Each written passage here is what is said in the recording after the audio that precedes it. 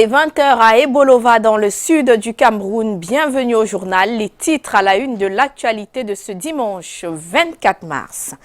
Afrique centrale, le chef de l'État du Cameroun devient le président en exercice de la CEMAC à l'issue de la 14e conférence des chefs d'État de la communauté économique et monétaire de l'Afrique centrale tenue ce dimanche à N'Djamena. Le président Paul Biya a été désigné par ses pairs pour présider aux destinées de l'institution communautaire.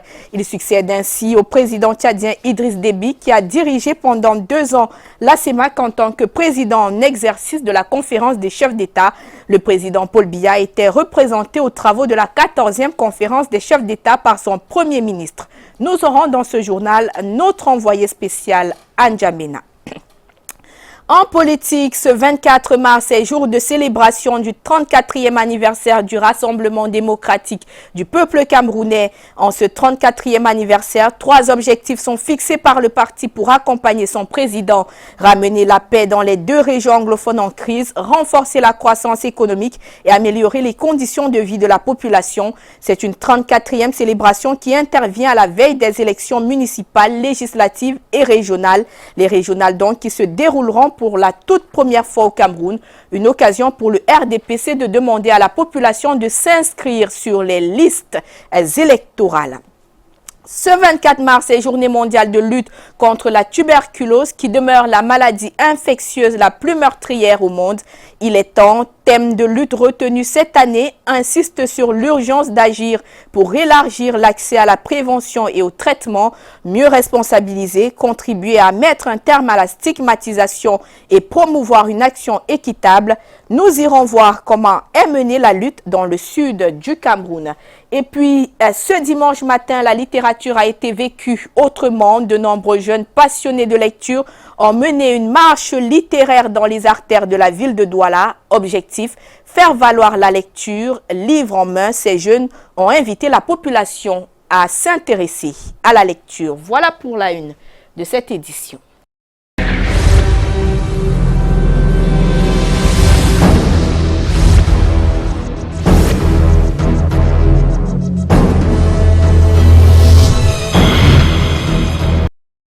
Bonsoir à toutes et à tous. Dans l'actualité sous-régionale, le chef de l'État du Cameroun, Paul Biya, prend ce dimanche les rênes de la CEMAC avec un gros dossier sur la table. Consolider l'embellie économique observée ces jours alors que la mise en place des réformes économiques se poursuit. La clôture de la 14e conférence des chefs d'État de la communauté économique et monétaire de l'Afrique centrale a eu lieu cette fin de journée à N'Djamena. Sur place, dans la capitale tchadienne, notre envoyé spécial Carole Yemelan, elle revient sur les défis qui attendent le nouveau président en exercice de la CEMAC. L'un des défis de Paul Biya sera de veiller sur la question du recouvrement de la taxe communautaire d'intégration, mais surtout sur le paiement des arriérés de cotisation des pays membres de la CEMAC. Parce que la CEMAC a besoin de financement pour fonctionner. À la clôture de son discours ce soir à N'Djamena, Idriss Déby Itno l'évoque avec humour. La vision que nous avons en termes de projet structuré et de projet implémentaire, si nous-mêmes, en tant qu'État, nous ne mettons pas les ressources à la disposition de ce projet, les partenaires devront attendre. Le président tchadien insiste parce que l'embellie attendue dans la zone ces jours-ci n'est pas totalement acquise, d'où la grande nécessité de bien mettre en œuvre les actes de ce sommet et ceux antérieurs. Autre temps fort des travaux de N'Djamena, le point sur le processus de rationalisation des communautés économiques régionales. L'on apprend du communiqué final que le président dédié à ce projet, Paul Biya du Cameroun, doit donc organiser dans un avenir proche un sommet extraordinaire CEMAC, CEAC. Sûrement que l'unification des 2 zones sera à l'ordre du jour et peut-être même actée lors de ce sommet. Sur le volet économique, les chefs d'État de la CEMAC voient donc des signes de sortie de récession commencés il y a 4 ans. Le taux de croissance est de 3,2% en 2019, 3,5% en 2020 contre 1,9% en 2017, souvenez-vous, au début de cette crise. 2 hommages ont été rendus au cours de ce sommet. Le premier hommage au président centrafricain Faustin Archange Touadéra pour la signature des accords de Khartoum qui augurent d'une sortie de crise dans ce pays. Le deuxième hommage à Ali Bongo Ondimba, le président du Gabon, de retour dans son pays il y a quelques heures seulement. Les chefs d'État et de délégation se sont séparés ce soir à N'Djamena en se promettant de se retrouver très bientôt à Yaoundé lors de la 15e session de leur conférence. Merci Carole Yemelan, envoyée spéciale à N'Djamena. Également dans l'actualité ce dimanche, il y a 34 ans naissait à Bamenda le Parti des Flammes sous l'appellation RDPC, Rassemblement démocratique du peuple camerounais. C'était donc le 24 mars 1985. Ce dimanche 24 mars 2019 est un moment de célébration pour le parti qui est resté au pouvoir depuis sa création. Les militants et sympathisants sont mobilisés depuis la matinée. Ils veulent renforcer leur mobilisation derrière le président de la République, Paul Biya, en vue de consolider la paix sur l'ensemble du territoire et de la poursuite de la réalisation harmonieuse du programme des grandes opportunités. C'est d'ailleurs le thème choisi par le comité central pour ce 34e anniversaire. Jean Kueté a recommandé une célébration en toute dignité et responsabilité. Les séparatistes sont appelés une fois de plus à déposer les armes et à rejoindre le comité national de désarmement, de démobilisation et de réinsertion créé par le président Paul Biya. Paul Tangaji a présidé une réunion de sécurité dans la ville de Bamenda. C'était en l'absence de 2 des 7 préfets de la région. Le récit de Lille Piéjou et Danny Collins.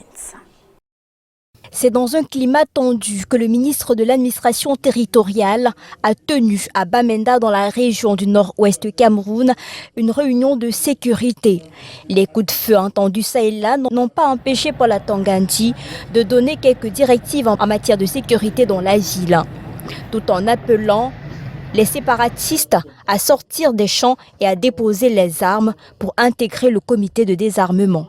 A demandé aux entrepreneurs de guerre et aux terroristes de déposer des armes pour être intégrés dans ce centre. Le chef d'État même dit que c'est une porte de sortie honorable pour les sécessionnistes et les terroristes. Le chef de l'État a recommandé une synergie d'action entre les autorités administratives, les forces de défense et de sécurité et les populations. Précisons que sur les 7 préfets de la région, on a noté l'absence de ceux de Mbui et de la Mentchoum. Ici, leur absence se justifie par la situation sécuritaire sur leurs différents trajets. La solidarité identitaire et républicaine s'exprime désormais dans le cadre d'une dynamique pour les ressortissants du septentrion dans le littoral. L'initiative déclarée apolitique a connu son assemblée constitutive. C'était au cours d'une cérémonie solennelle et folklorique. Patrick Christian Dobo nous fait l'économie des travaux de la Convention.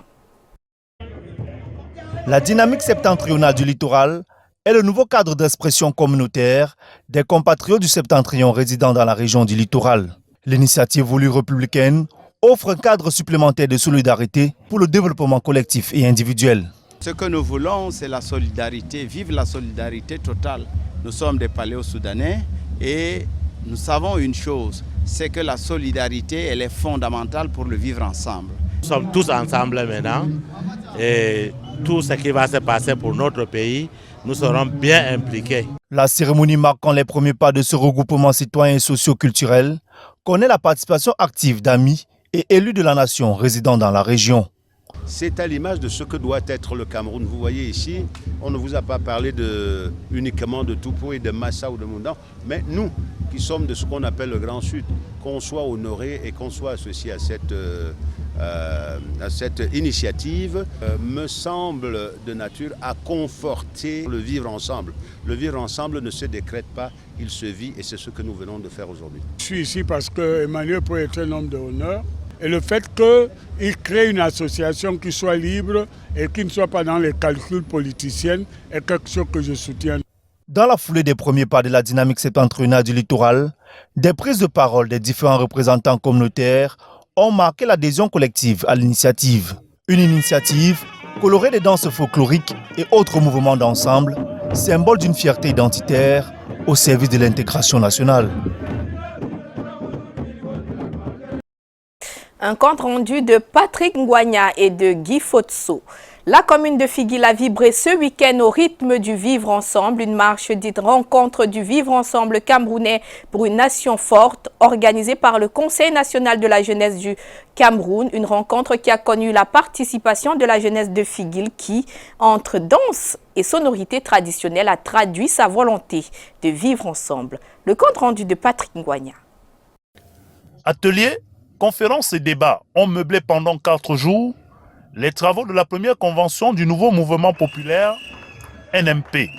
Militants, amis et sympathisants du parti de Bandankani pensent au cours de cette convention à un Cameroun maître de son développement et en phase avec les aspirations locales dans le concert des nations. Cette convention a pour but, entre autres, de sortir le débat sur la décentralisation des sphères étatiques et s'assurer que le concept est bien logé dans la mentalité du citoyen lambda à la base.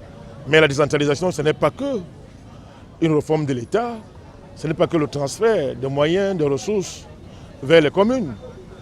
Notre argent est encore à Paris. Nous appelons ça la question du franc CFA. Donc décentraliser veut aussi dire regarder ce problème sérieusement parce que ça détermine les capacités à la base, que ce soit en matière de ressources, en matière de compétences, et même en capacité d'inventer une économie locale. Des journées d'activité marquées également par la contribution d'experts qui ont permis aux participants de revisiter et surtout de consolider la vision du parti dans un contexte social en quête de stabilité et d'équité. Quand vous aspirez à diriger une société, il faut cultiver les valeurs de justice et savoir rétribuer les gens en rapport à ce qu'ils ont apporté comme travail, qui ont bien travaillé. C'est ça le problème, c'est l'inversion de la prestation des valeurs. Après le soutien assumé au candidat du RDPC lors de la présidentielle d'octobre 2018, le nouveau mouvement populaire réaffirme cette orientation et annonce dans la foulée la tenue prochaine d'un symposium pour la décolonisation et l'éducation des mentalités.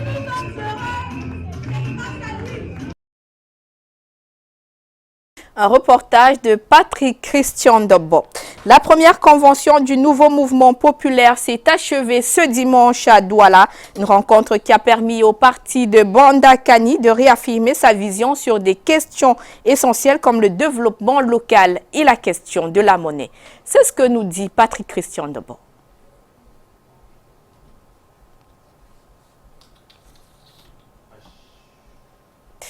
Nous reviendrons sur cette information sûrement avant la fin du journal. Ce 24 mars est journée mondiale de lutte contre la tuberculose dans le sud du Cameroun. C'est aussi le temps d'agir.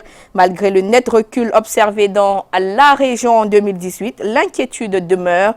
La délégation régionale de la santé publique a choisi pour 2019 de discuter avec les élèves infirmiers aux fins de densifier la sensibilisation contre la maladie classée parmi les plus meurtrières. Ambroise Foguet. Les conséquences sanitaires et socio-économiques de la tuberculose, pour le moins dévastatrices. Les chiffres de la maladie infectieuse la plus meurtrière au monde inoculent de la chair de poule. 4500 morts par jour et tous les 24 heures, 30 000 nouvelles contagions. On dit pourtant de la tuberculose qu'elle est évitable et curable. Dans la région du Sud, en 2018, on a diagnostiqué 942 cas de tuberculose contre 1009 cas en 2017, ce qui montre que le nombre de cas diagnostiqués est en nette régression dans la région. Nonobstant ce net recul dû à la riposte, la région épidémiologique du Sud de lutte contre la tuberculose reste soucieuse. De nombreux cas sont encore dans la communauté et nous sensibilisons les étudiants, la population pour que tous les cas soient dépistés et diagnostiqués afin que nous puissions arrêter la chaîne de transmission de la tuberculose. Avec seulement 19 centres de traitement répartis sur les 10 districts de santé pour 993 684 habitants, soit un centre pour 41 773 habitants, le Sud explore toutes les voies qui portent. La tuberculose ne fait pas partie de nos modules en classe. Nous remercions la délégation de la santé d'être venue nous parler de la tuberculose parce que nous aurons à rencontrer des malades. Dans nos familles, nous aurons des malades. Dans la rue, nous aurons des malades. Donc nous serons capables déjà de pouvoir sensibiliser les malades à venir se faire dépister, à suivre le traitement et à baisser le taux de tuberculose. 1884-2019. 137 ans déjà dans la lutte engagée par le docteur Robert Koch, c'est ce que commémore aujourd'hui la communauté internationale.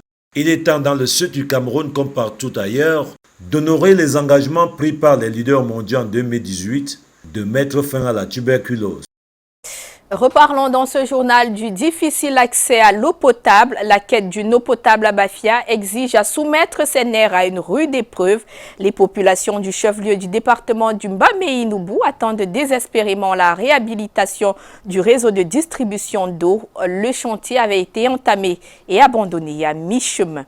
C'est ce que nous montrent Monique Naosi-Fosso et Espoir Baïa.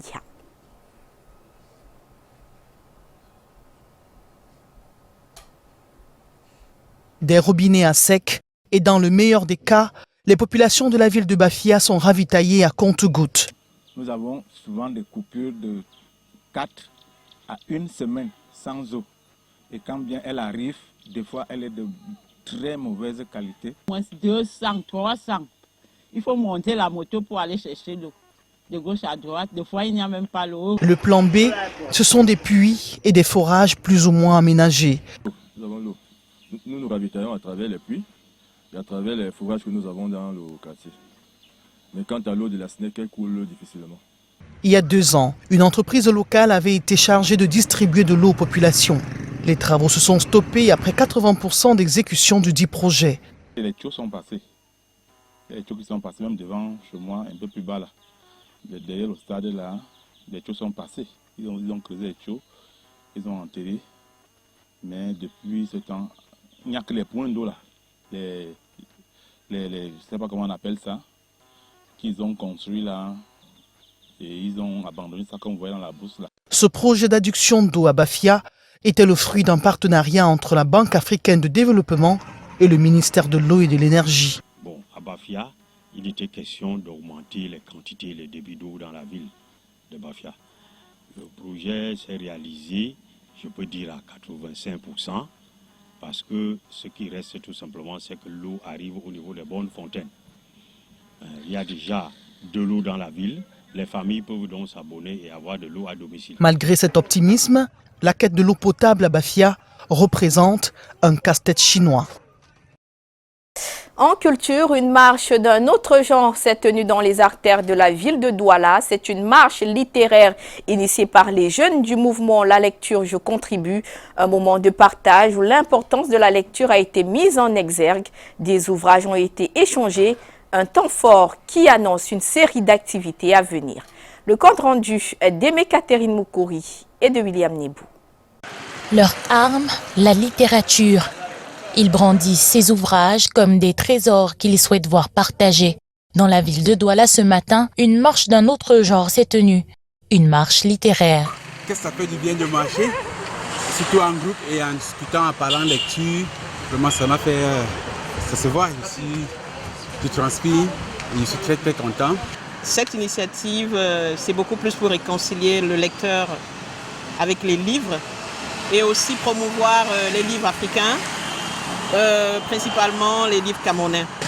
Agréablement surprise, aussi émue, parce que tout s'est vraiment bien passé. En règle générale, on dit que les Camerounais ne lisent pas, mais on voit bien qu'il y avait assez de monde. Exposés à même le sol, ces ouvrages ont servi de carte d'échange entre les différents participants du mouvement. Le lancement du grand événement qu'on organisera vendredi. N'oubliez pas que notre mouvement Je lis, je contribue a pour objet ou pour objectif de faire de la lecture un événement au Cameroun. On a essayé de sensibiliser les jeunes frères, les jeunes sœurs autour de nous pour la lecture. Je contribue. Nous interpellons tous les Camerounais à aimer la lecture et savoir que toute la vérité se cache dans les livres. Un mouvement initié par des jeunes acteurs du monde littéraire, comme le journaliste et écrivain Junior Rossin ou encore Abel Kam. Voyez-vous, une marche littéraire, c'est capital. C'est la première au Cameroun. Et en Afrique et même dans le monde. Le 26 et le 29, l'ambiance continue à l'IFC de Douala. Donc venez nombreux à partir de 16h30 à l'IFC de Douala. Soyez présents. Le mouvement La Lecture Je Contribue poursuivra ses activités à l'Institut français du Cameroun à Douala les 26 et 29 mars prochains au travers d'un vernissage, un concours de modes littéraires et un gala de lecture. En sport football, c'est connu depuis hier, le Cameroun en Égypte en juin prochain. Les Lions indomptables ont battu les Comores 3-0 au stade Omnisport Amadou Ahidjo de Yaoundé. C'était hier samedi, une victoire avec la manière qui met tout le monde d'accord. Le compte rendu de ce match qui était très attendu avec Max Chouamo, Constant Kamga et Luciano Diakou. Les Lions indomptables vont défendre le titre en Égypte au mois de juin prochain. Eric Maxime Choupo-Moting et ses coéquipiers sont venus à bout des îles Comores sur le score de 3-0. Après une demi-heure d'observation et de tergiversation côté camerounais, c'est le capitaine Choupo-Moting sous la pluie qui met les Lions indomptables sur la voie du succès en reprenant un centre à ras du sol de Joël Tagueux à la 32e minute de jeu. 15e but en 49 sélections pour celui qui fête ses 30 ans ce jour. 1-0 à la pause. De retour des vestiaires, Christian Bassogok allume la mèche. 2-0 pour le Cameroun après 53 minutes de jeu seulement. Entré en cours de jeu, Clinton Dié termine le boulot avec une action en solo.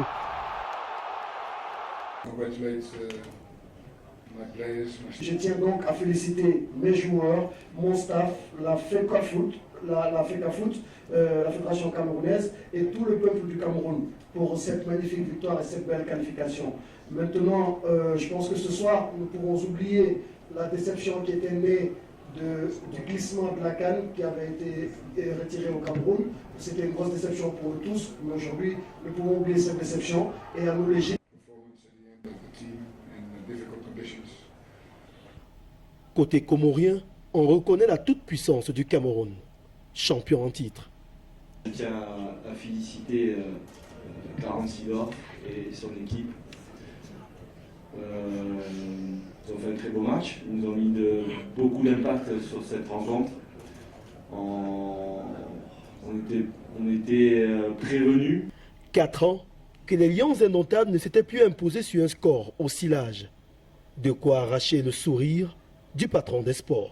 Les Lions indomptables ont été héroïques, ils ont été merveilleux et le public leur a procuré cette énergie. Les supporters des Lions indomptables sont également aux anges. Maintenant, nous sommes en Égypte. Quel que soit n'importe quoi que le Comore va faire au stade, nous avons gagné. C'est la 20e fois que le Cameroun participera à une phase finale de la Coupe d'Afrique des Nations. Avant de refermer ce journal, rendons-nous dans le studio B de Canal D International. Allons retrouver Rodrigue Tanguay. Bonsoir Rodrigue. L'invité de la reine ce soir, c'est Hervé Emmanuel Com. Bonsoir Adja Maïramou, vous l'avez indiqué. Mais maintenant, je voudrais souligner à mon tour que le fil rouge de cette émission, c'est comprendre ce qu'a fait le RDPC en 34 ans. C'est un jour d'anniversaire aujourd'hui de ces concepts unité, progrès et démocratie. Vous avez bien compris, c'est le slogan du RDPC qui sera passé au crible de la critique ce soir. Et pour cela, vous l'avez indiqué, nous avons convié en plateau un membre du comité central, non point et pas seulement figure médiatique majeure du parti du flambeau ce soir. Et un beau duel en perspective ce soir, puisque Emmanuel Kounié, expert financier, comme Hervé Emmanuel, comme dans le civil, vont discuter autour de la problématique du progrès. Vous savez, le président national du RDPC avait promis aux Camerounais le progrès économique. Nous allons le voir dans l'arène et j'ai convié naturellement 2 confrères en plateau pour mener la partie interview de l'arène ce soir. Ce sont Julien Chongouan, rédacteur en chef adjoint de l'édition Finance française, financecidef.net, et Emmanuel Coco, le chef de service information de Radio Balafon. Voilà pour le menu de l'arène dans une dizaine de minutes certainement, Adja Maïramou. Merci Rodrigue Tanguay, vous l'avez donc bien suivi. Juste après ce journal, la reine prendra place. Et c'est la fin du journal. Merci de votre fidélité. Vous pouvez le revoir en replay sur notre compte YouTube en tapant tout simplement dans la barre de recherche Canal 2 International. Plus tard à 22 h, ne manquez pas la tribune de l'histoire. Bonne soirée et bon début de semaine à tous.